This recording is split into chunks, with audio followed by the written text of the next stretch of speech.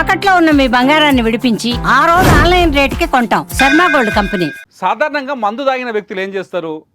ఇంటికి వెళ్ళిపోయి హాయిగా బజ్జుంటారు. కొందరైతే రోడ్డు మీద ఏడాది పడితే ఆడ పడిపోతుంటారు.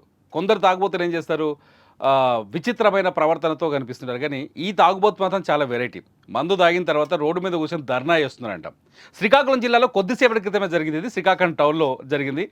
ఆయన పేరు చెప్పలేను కానీ ఫుల్గా మందు కొట్టి నడి రోడ్లో కూర్చొని పెద్ద ఆందోళన చేస్తున్నారు. వచ్చేపోయే వెహికల్స్ అని ఆపేసి పెద్ద రచ్చ చేస్తున్నాడు. ఎదురా నాయన నీ లొల్లి, ఈడికొచ్చి తాగి ఇట్లా చేస్తున్నావు అంటే, నేను చేస్తుంది ప్రజా ప్రయోజనాల కోసం, మా తాగుబోతుల ప్రయోజనాల కోసం నిరసన అని చెప్పినట్ట. ఏంటి అని ఆలోచిస్తే వైన్ షాప్లకు వెళ్తారు కదా సాధారణంగా, అక్కడ మనకు పర్మిట్ రూమ్లను వచ్చినాయి. ఇప్పుడు ఉమ్మడి ఆంధ్రప్రదేశ్లో ఉన్నప్పుడు ఈ పర్మిట్ రూమ్లను ఇచ్చారు. అంటే ఆన్నే కొనుక్కోవాలి, ఆన్నే పోయి షాప్లో నిలబడాలి, తాగేసి రావాలి. అలా మిరపకాయ బజ్జీలు, బూందీ గీంది అంత అవైలబుల్ ఉంటుంది అన్నమాట. నమలడానికి మంచిగా కూడా ఉంటుంది.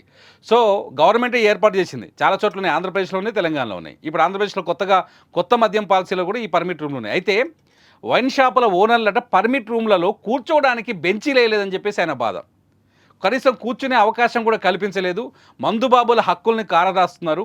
కూర్చుని మందు తాగే అవకాశం కల్పించట్లేదు కాబట్టి ప్రభుత్వం వెంటనే వైన్ షాపుల మీద చర్యలు తీసుకోవాలని చెప్పేసి ఆయన ధర్నా చేస్తున్నాడు. మీకేమనిపిస్తుంది ధర్నా చూస్తే? మనుషులు ఇలా కూడా ఆలోచిస్తారనిపిస్తుందా లేదా? మీకేమనిపిస్తుంది? కామెంట్ చేయండి వీడియో కింద. చూస్తూనే ఉండండి సుమన్ టీవీ.